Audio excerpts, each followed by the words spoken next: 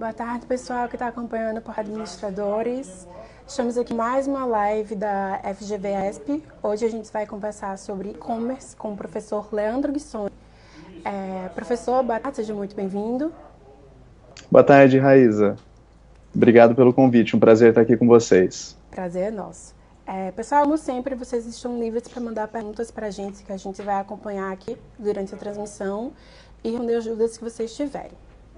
Então, primeira pergunta eu gostaria de perguntar ao professor Leandro sobre a questão do Omnichannel, que é uma questão muito debatida nisso do e-commerce. O que é realmente o Omnichannel?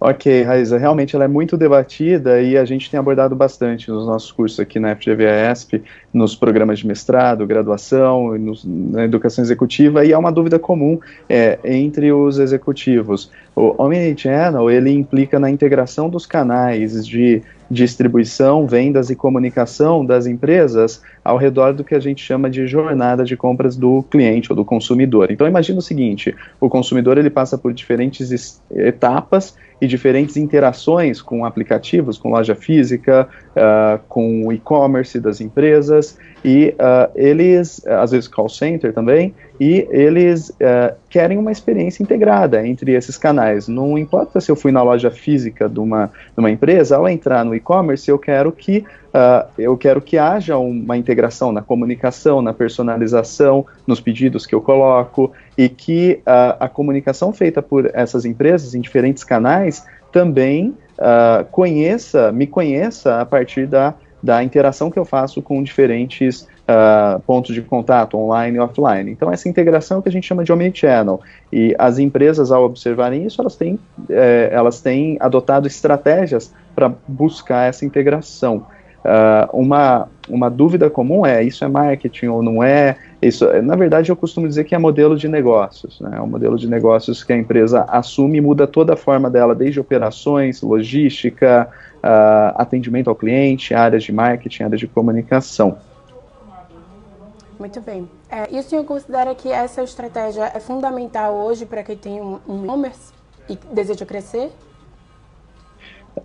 Bom, a diversificação de canais e pontos de contato, sim, ela é de fundamental importância, porque para criar valor para o consumidor, por exemplo, às vezes o consumidor ele quer ver fisicamente o produto. Então, se você tem uma estratégia só de venda online, por exemplo, às vezes você precisa promover e criar valor em momentos da jornada do consumidor que antes não era criado. O problema é que eu não gosto de falar que é necessário, porque ela é muito difícil e cara de ser obtida, né? Você conseguir ter uma estratégia omnichannel implica você mudar desde a empresa para frente como a empresa para trás também, nas operações e nos processos, e desenvolver tecnologia. Então, muitas vezes, as empresas, é melhor fazer a multicanalidade ou operar com poucos canais de maneira muito consistente do que com um conjunto de canais que juntos não fazem sentido, um conjunto de canais separados. Então, tem que ter cuidado com generalização. Claro. E nesse aspecto ainda tem outros conceitos como multichannel e cross-channel. Qual a diferença desses outros conceitos? Legal, boa pergunta, é uma dúvida também comum. Quando uma empresa, imagina uma empresa como a Natura. A Natura, no primeiro momento, até 2013, 2014, ela vendia com o que a gente chama de single channel. Ela era uma empresa single channel, de um único canal, que era a venda direta por meio das suas consultoras porta a porta. Entre 2014 e 2016, ela passou a incluir outros canais. Então, hoje a gente vê lojas próprias da Natura, a gente vê e-commerce da Natura, a gente vê e-commerce da consultora de vendas da Natura, aplicativo para celulares, vending machine em lugares de alto tráfego como shoppings, a gente vê inclusive a venda em farmácia, né, de produtos da Natura, ou seja, ela começou a ter diferentes pontos de contato de distribuição e venda de produto. A partir desse momento, ela se tornou uma empresa multicanal, ok? Então ela foi do que a gente chama de single channel para o multi-channel ou multicanal. A Natura, ao fazer uma estratégia, por exemplo, você pode comprar no site e retirar na loja. Ela começa a fazer ações entre os canais, e isso é o que a gente chama de cross-channel. Ou eu estou numa loja física da Natura, ou eu estou no aplicativo da Natura e eu quero ver quais são as consultoras que estão disponíveis aqui perto da onde eu estou nesse momento, na FGV, na rua Itapeva, em São Paulo. Eu quero ver quais as consultoras que têm disponíveis, porque eu preciso comprar algum produto de beleza, por exemplo, um desodorante, ou um perfume, ou algum produto. Então, eu entro no aplicativo dela e eu observo quais são as consultoras que estão fisicamente na minha região, para eu poder, de repente, marcar uma visita ou um atendimento com elas. Então, isso é uma ação entre os canais, isso é o que a gente chama de cross-channel, ok? No extremo, as empresas, ao integrarem todos os seus processos e comunicação com o cliente entre todos esses canais, aí a gente chama de uma operação ou uma estratégia omni-channel. Então, a gente tem o single channel, que é um canal. As empresas começam a diversificar seus canais e passam a ser multicanais, elas passam a fazer estratégias entre os seus canais, ou seja, o cross-channel, e se elas conseguirem ser consistentes nas relações, interações com seus clientes, consumidores, entre todos os canais que elas têm, a gente chama de omnichannel. O que eu diria que, como a empresa pode saber se ela está pronta para aplicar essas estratégias de cross-channel, omnichannel? Como que você sabe se é hora de investir? Porque é uma estratégia cara, que você disse. Como é que o empreendedor sabe se é hora de investir numa estratégia de omnichannel? Tá. Bom, na verdade é um trade-off muito grande, né, entre investir ou não na estratégia omnichannel. Eu diria que faça primeiro a multicanalidade bem feita, e uma vez que ela está sendo bem feita, que a sua empresa ela está mais confortável com as interações entre os canais e reduziu o conflito entre esses canais, e também a experiência do consumidor ela está mais consistente entre esses diversos canais, aí pode ser o momento de se pensar numa estratégia omnichannel. Por exemplo, tem uma empresa que eu não vou mencionar o nome, mas a gente fez um projeto no varejo para essa empresa, e que eu coordenei, e a gente fez o que a gente chama de cliente oculto, ou seja, vão pesquisadores ou consultores das nossas equipes e eles pretendem ser consumidores e compradores dessa loja. E para essa loja havia sido feita a compra de um produto na loja própria dela. E depois, nesse processo de cliente oculto, a gente foi até uma loja franqueada dessa empresa. E a loja franqueada, ela tinha muita resistência. Ela falou, olha, a gente simulou a troca do produto. Olha, compramos este produto, a gente gostaria de trocar esse produto, tá aqui a nota fiscal. Nessa franquia, para nossa surpresa, ela falou, olha, mas você não comprou na nossa loja. Eu falei, não, mas a gente falou, é a mesma marca. Não, mas você comprou numa loja que é própria, não é a nossa franqueada. Então a gente não gostaria de trocar o produto. Aí, insistindo, falaram, não, a gente troca o produto, então, só que a gente troca pelo valor dele hoje aqui. Então, por exemplo, se era um produto que a gente pagou R$110 na outra loja, e está custando agora na franquia R$90, você tem direito a R$90 de troca. A gente falou, poxa, então observa como há conflitos entre os canais, né, entre uma loja própria, uma franquia, o e-commerce. Às vezes você compra um produto no e-commerce e você quer trocar na loja e não pode, a política da empresa não permite. Então, então muitas empresas ainda não fazem a multicanalidade bem feito, e o importante é, no primeiro momento, fazer a multicanalidade bem feito em dois aspectos. O primeiro, reduzir os conflitos entre os canais, e o segundo, otimizar a experiência do consumidor entre esses canais. Se você resolveu essas duas coisas, aí pode ser pensado em investir numa estratégia omnichannel. Perfeito. Já entrou bastante na minha próxima pergunta, que era justamente sobre, muitas vezes, o consumidor ficar frustrado e não conseguir fazer essa jornada de, por exemplo, comprar no e-commerce e conseguir trocar na loja física. Queria saber o que é que falta para as empresas avançarem nesse sentido, de oferecer uma experiência melhor para o consumidor. Bom, na verdade, o que falta para elas o que eu tenho observado nas pesquisas que eu faço com alunos de doutorado, mestrado, que também tenho trabalhado em conjunto, supervisionado, a gente tem notado que às vezes é uma barreira cultural na empresa. Então, a liderança na empresa, ela tem que ser uma liderança que coloca a orientação da empresa em direção à multicanalidade, em direção ao foco na jornada, em criar valor na jornada do cliente, no momento que ele está procurando o produto, que ele compra, que ele recompra, que ele contrata um serviço da empresa. Então, as empresas, elas precisam ser orientadas à jornada de compras do cliente e precisa haver uma cultura da multicanalidade na empresa, e essa cultura, ela muitas vezes vem das lideranças. Então, as lideranças nas empresas, elas precisam comprar e vender a ideia da multicanalidade internamente. E se isso não estiver bem feito, obviamente vai transparecer com o público externo, ou seja, com os clientes da empresa. E a tendência da multicanalidade é algo que, para o empreendedor, vai refletir diretamente na lucratividade dele? Totalmente, ótima pergunta, Reisa. E provocação, totalmente na lucratividade dele, porque imagina que uma empresa, uma empresa que antes só tinha um canal, ele passa a ter mais canais, ele precisa investir nesses outros canais também para que a estratégia dê certo.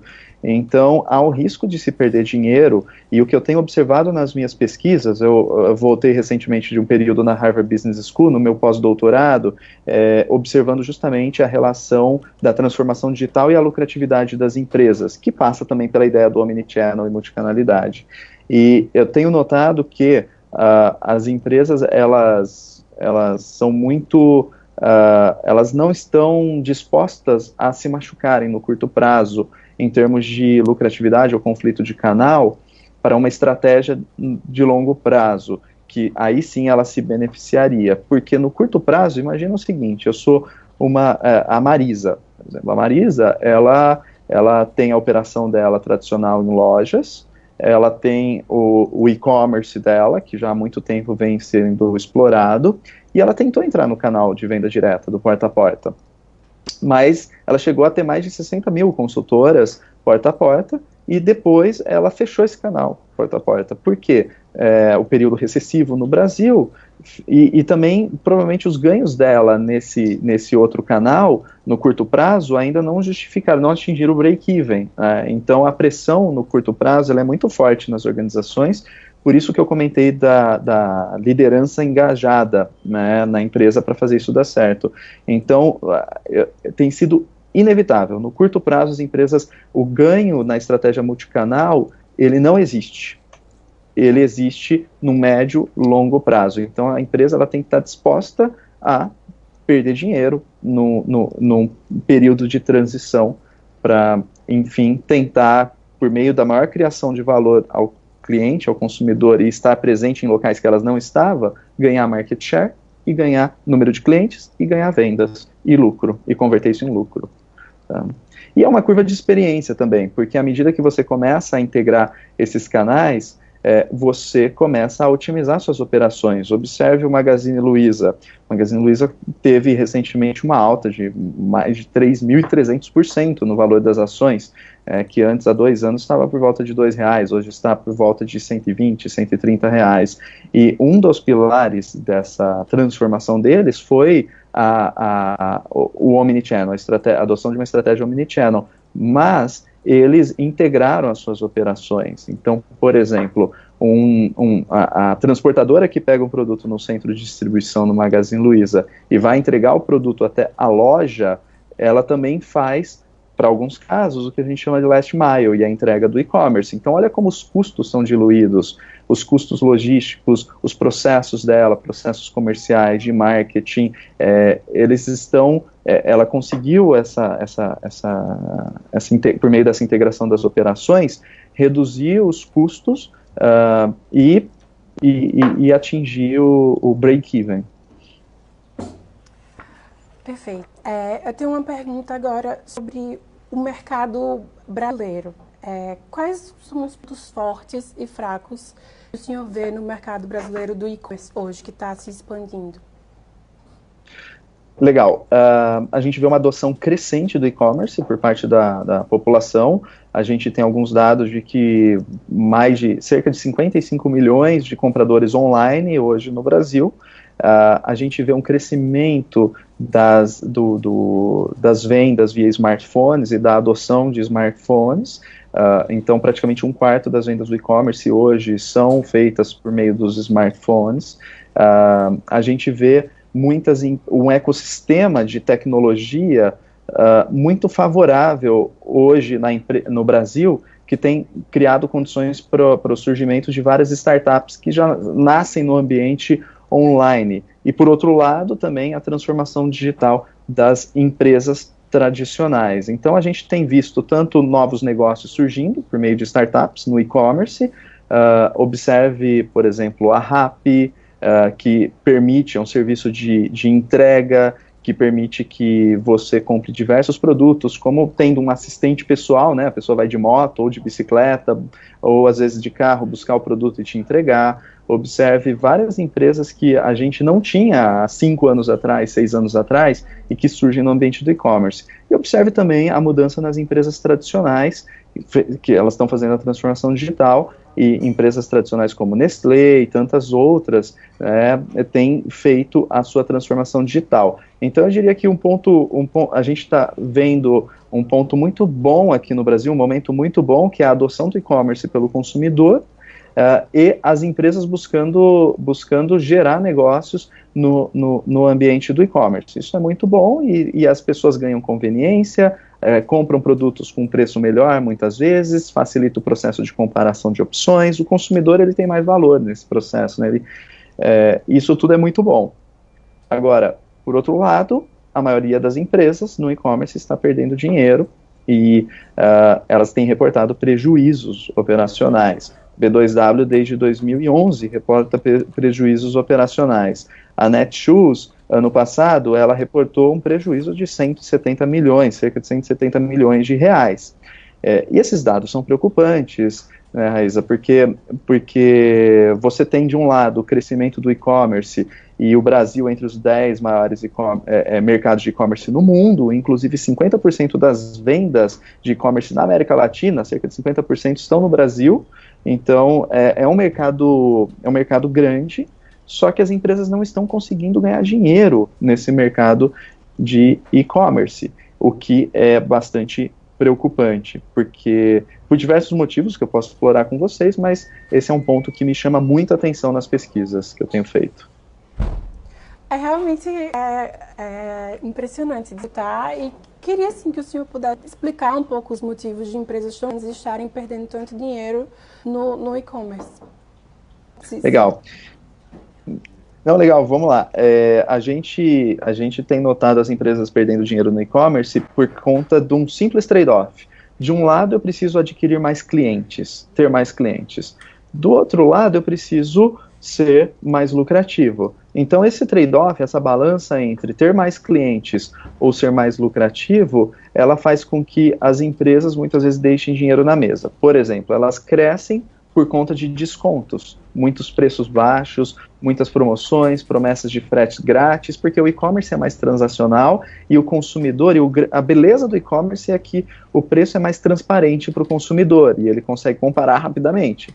Então o e-commerce ele é mais transacional e essa transparência em preços fez com que, poxa, se eu quero ter mais clientes no e-commerce, talvez eu tenha que operar com preços mais baixos, que por sua vez prejudicam minhas margens.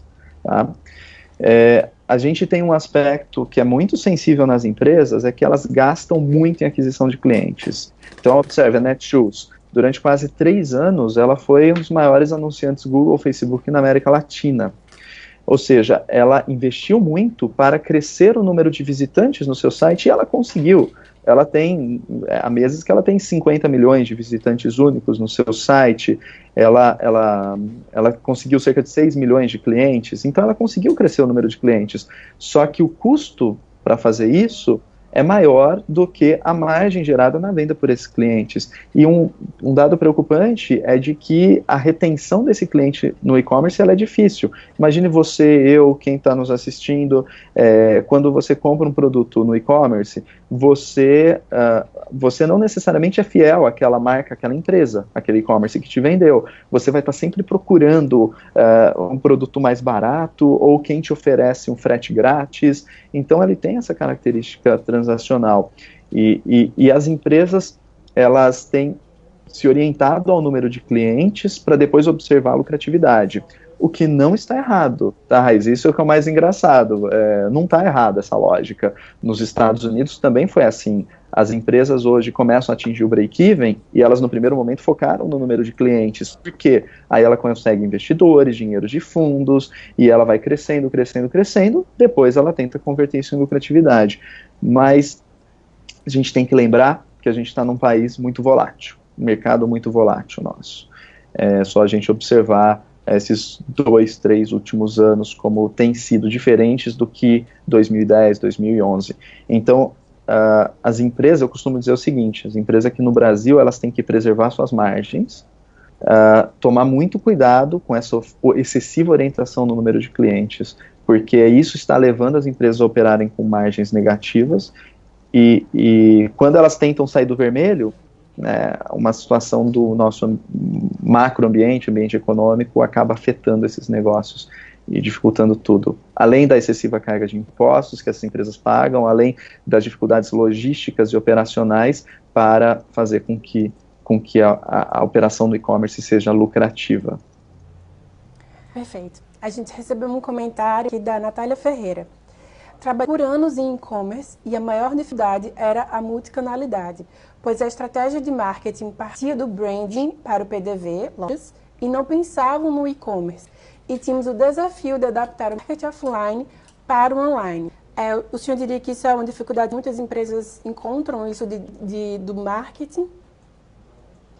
Sim, o comentário da Natália é bastante pertinente, porque à medida que as empresas elas diversificam seus canais, o branding ele é importante, mas uma função que passa a ser ainda mais importante é o que a gente chama de analytics, que é o uso de dados para decisões. Então, por exemplo, imaginem que a sua loja tem um programa de fidelidade, e esse programa de fidelidade, ele ajuda a personalizar as promoções e ofertas para o mesmo consumidor no ambiente online e offline. Imagina integrar tudo isso, e imagina usar esses dados para personalizar a experiência do cliente nos canais online e offline. É isso que as empresas têm buscado fazer. E aí a gente vê uma briga muito grande de branding e analytics quando as empresas elas passam a diversificar os seus canais.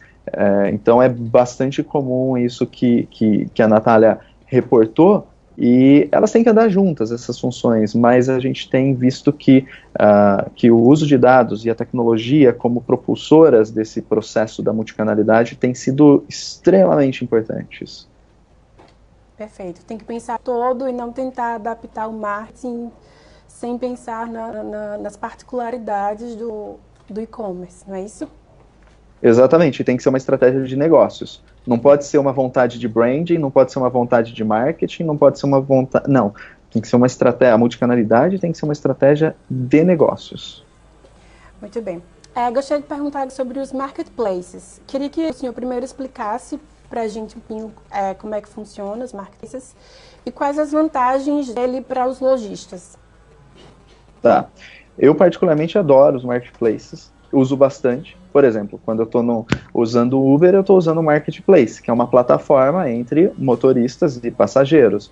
Quando eu faço reservas no Airbnb para ficar numa casa na praia, num lugar que eu vou viajar, no exterior, muitas vezes eu estou usando uma plataforma, que de um lado você tem pessoas alugando as propriedades e do outro pessoas consumindo. Quando eu procuro um produto usado pela OLX, que antes eu tinha que pegar o classificado do jornal para olhar, agora é muito conveniente, eu olho pelo aplicativo, por exemplo, da OLX, eu estou usando o Marketplace, que é uma plataforma que reúne as pessoas vendendo e as pessoas comprando. Então o Marketplace ele é basicamente uma plataforma que ele organiza o lado da oferta e o lado da demanda, tá? Dito isso, a gente tem um crescimento muito acelerado nos marketplaces aqui no Brasil, não só de mobilidade urbana, como também de alimentação. O iFood é um marketplace, como também no próprio varejo, que antes era um varejista tradicional, físico, por exemplo, ou só com e-commerce próprio. Então a B2W com Submarino.com, ela tem marketplace também. Ela tem o seu e-commerce próprio, que a gente chama de 1P, e ela tem um marketplace, que ela permite com que sellers ou outras empresas façam a venda por meio da sua plataforma, do seu website. E elas fazem um comissionamento para o Submarino, por exemplo, pelas vendas feitas. O Magazine Luiza lançou em 2016 o seu marketplace também. Então hoje no Magazine Luiza a gente não compra só eletrodomésticos, TVs, a gente compra alimentos, no meu caso com uma filha de 2 anos, fraldas, a gente compra até pneu, a gente compra diversos produtos, e muitas vezes esses produtos quem está oferecendo são sellers, são vendedores independentes que passam a oferecer suas vendas nessas plataformas. O marketplace também tem ido para vários outros setores, por exemplo, o Netshoes tem o seu marketplace, ou várias empresas que conseguem um alto tráfego nos seus sites, elas oferecem uma oportunidade para que você, varejista, por exemplo, se eu sou um varejista pequeno, local, eu não vou montar o meu e-commerce próprio, talvez não faça sentido eu montar o meu e-commerce próprio, investir em tecnologia, investir em processos, Não, muitas vezes eu posso me cadastrar nessas plataformas e vender por meio delas, fazer anúncio por elas, inclusive logística. Eu entrego o meu produto no centro de distribuição por exemplo, da B2W ou do Magazine Luiza, e eles cuidam do last mile, da entrega para o consumidor final. Ou seja, isso beneficia muito os varejistas, não só os varejistas como a indústria. A Whirlpool, ela é um seller de vários marketplaces, por exemplo, ela também é indústria. Então, a gente vê várias empresas se cadastrando como sellers nessas plataformas que são chamados marketplaces online. Aí ele é um dos responsáveis pelo grande crescimento e boom do e-commerce que a gente tem observado no Brasil. Muito bem. Minha próxima pergunta é mais específica sobre o caso da Amazon, que hoje também é marketplace. Começou aqui no Brasil apenas como a venda dos produtos da Amazon e agora abriu para vários outros sellers, como fala. Quando a Amazon foi chegar aqui no Brasil, teve muita gente que temia o tamanho que ela foi tomar, que ela ia trazer o apocalipse para o mercado, assim. E isso aparentemente não aconteceu. Você acha que o mercado se amodou, soube se amodar a chegar à Amazon? Eu acredito que ainda tem muita coisa para acontecer, né, relacionada à chegada da Amazon. A gente observar, ela entrou aqui com a categoria de livros e começou a vender também outros produtos e está crescendo o seu marketplace. E também buscando se estruturar, que foram feitas várias contratações, inclusive muitos alunos nossos, eu ministro uma disciplina de e-commerce que a gente inaugurou na graduação nossa aqui na EASP, na FGV-EASP, tem alunos que trabalham já, fazem estágio na Amazon, por exemplo, e eles têm comentado que está num ritmo muito intenso de contratação e de busca por crescimento aqui no Brasil. Então eu acho que ainda não está consolidada a presença dela aqui e ela vai tentar, obviamente, se consolidar. Agora, a entrada dela, eu acho que ela, além de ser inevitável, ela muda um pouco o panorama do e-commerce aqui no Brasil, porque ela é um player muito forte internacional e ela sabe muito bem, assim como conseguiu nos Estados Unidos, trabalhar a questão de clientes, número de base de clientes e lucratividade. Ela gera oportunidades e ameaças, depende de quem na ótica de quem você enxerga. Para o consumidor é mais um canal de vendas, é bom, cria valor para a gente. Na perspectiva das empresas, varejistas como Via Varejo, né, que tem as operações do Ponto Frio e da Casas Bahia, pontofrio.com e Casas Bahia, no e-commerce, Magazine Luiza, B2W, aí eles têm, num primeiro momento, concorrido muito fortemente com a Amazon e buscando estratégias para que a entrada da Amazon as afete o menos possível, tá? Então eu acho que alguns desses players, como Magazine Luiza, ele está muito preparado para a chegada da Amazon, porque varejista online, somente varejista online aqui no Brasil não vai sobreviver, né? É muito difícil, dado tudo que a gente já comentou. Então, quem tem operações físicas e online juntas, como Magazine Luiza, está super bem preparado para a Amazon.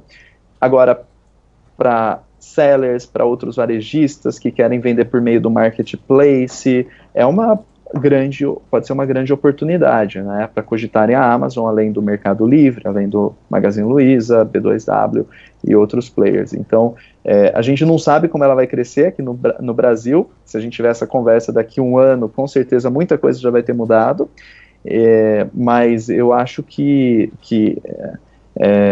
o grande aprendizado nos estudos que eu tenho feito lá em Harvard, na área de e-commerce, um dos grandes aprendizados ao competir com a Amazon é respeitar os limites da sobreposição do modelo de negócios. Se o seu modelo de negócios sobrepõe muito no modelo de negócios da Amazon, toma cuidado.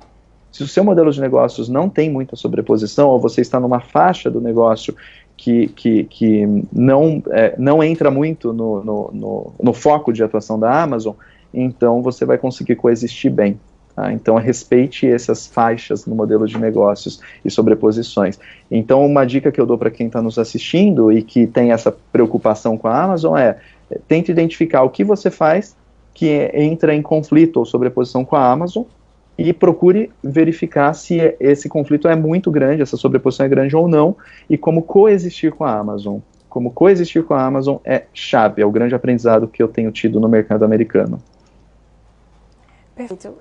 Acho que já respondeu um pouco a minha próxima pergunta, que é se as empresas brasileiras devem temer a entrada de outra força competitiva no e-commerce local. E o seu conselho é isso da coexistência, né? Isso mesmo. Isso mesmo. Muito bem. Pessoal, para encerrar, eu queria fazer uma pergunta sobre... o senhor comentou que muitos dos e-commerces eles não conseguem ter a fidelização do cliente, porque o cliente compra agora, não significa que ele vai continuar comprando sempre. Qual é a melhor estratégia que o senhor vê hoje para manter o cliente comprando? Tá, essa é a pergunta de 1 milhão.